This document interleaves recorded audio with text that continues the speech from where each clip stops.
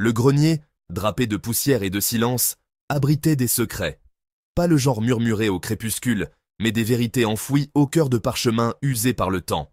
Les lettres secrètes d'un espion de la Seconde Guerre mondiale. Elles promettaient d'éclairer le monde obscur de l'espionnage, des rencontres clandestines et des messages codés, de la loyauté mise à l'épreuve et des vies sacrifiées. Qui était cet énigmatique personnage évoluant dans l'ombre? Quel risque a-t-il pris et quels sacrifices a-t-il fait face à un danger inimaginable? Ces lettres nous invitaient à plonger dans le passé, à percer les mystères qu'elles renfermaient et à découvrir la vérité cachée depuis des décennies dans leur encre délavée. Les lettres, écrites d'une main hâtive, étaient adressées à ma très chère Marie, une femme dont l'existence même avait été effacée des registres officiels. Ces lettres étaient plus qu'une simple correspondance. Elles étaient des fragments d'une histoire cachée, des échos d'une vie secrète.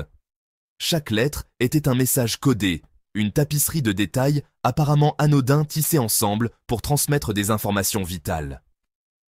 Les mots simples cachèrent des secrets, des vérités que seuls les initiés pouvaient en comprendre.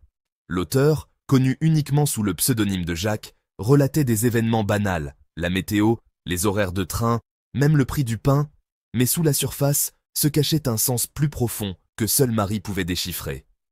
Chaque détail était soigneusement choisi pour masquer la véritable intention. Il se déplaçait dans la France occupée, fantôme à la vue de tous, recueillant des renseignements et les transmettant aux forces alliées. Sa présence était une ombre, insaisissable, et pourtant toujours là.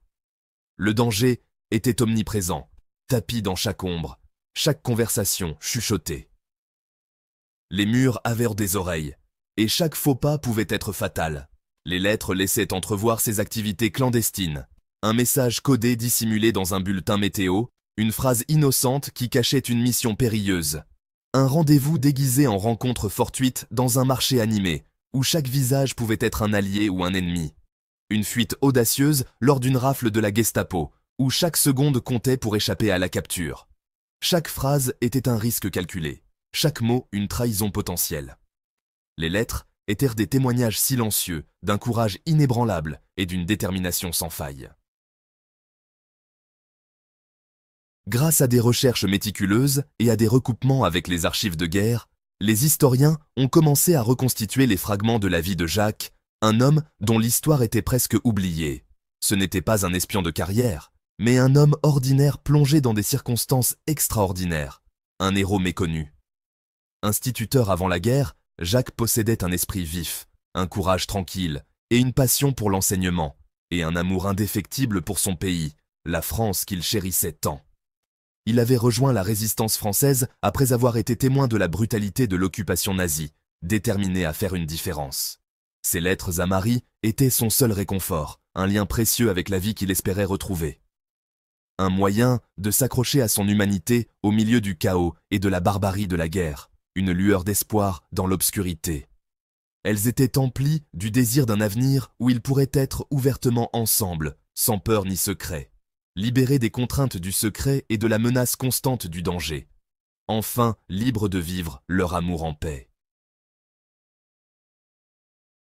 Percer les secrets que renfermaient les lettres de Jacques s'est avéré être un défi de taille.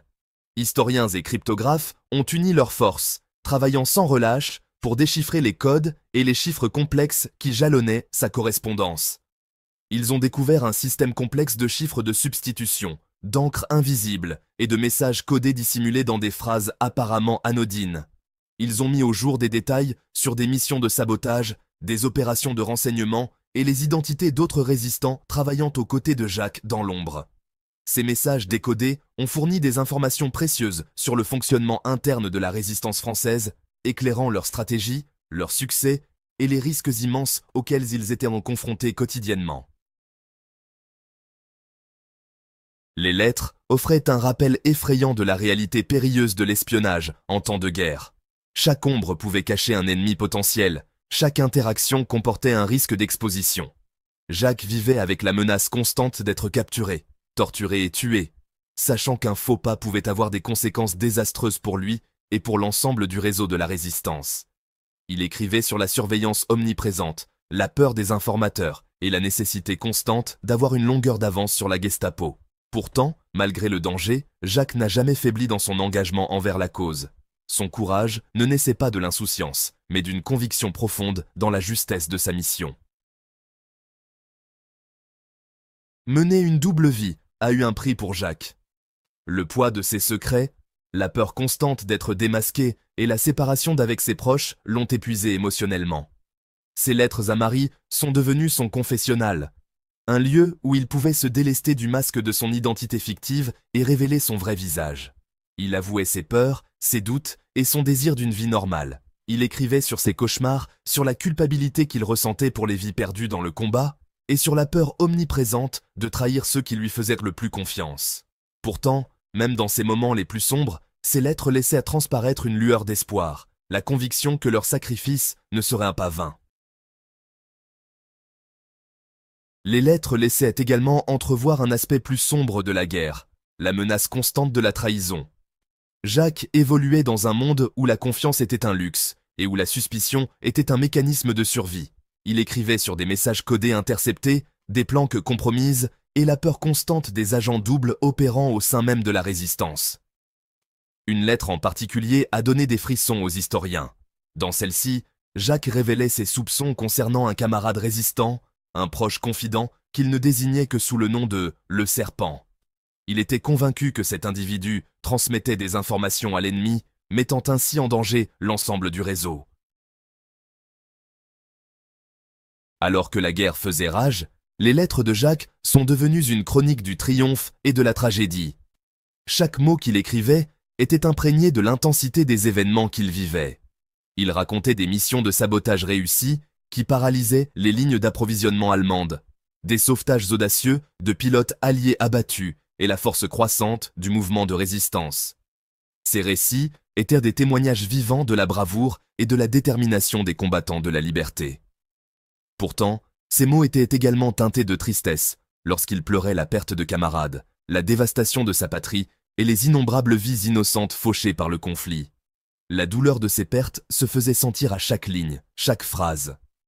Au printemps 1944, alors que le vent de la guerre commençait à tourner en faveur des Alliés, les lettres de Jacques prirent un caractère d'urgence. Il sentait que chaque instant comptait, que chaque action pouvait faire la différence. Il savait que la libération de la France était imminente, mais il savait aussi que les combats seraient acharnés et que de nombreuses vies seraient perdues dans l'ultime poussée vers la liberté. La tension et l'anticipation étaient palpables dans ses écrits.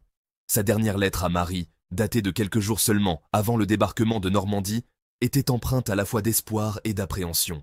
Il espérait un avenir meilleur, mais craignait les sacrifices à venir. Il a conclu sa lettre par un message simple mais poignant. « Jusqu'à la victoire, mon amour. Vive la France !»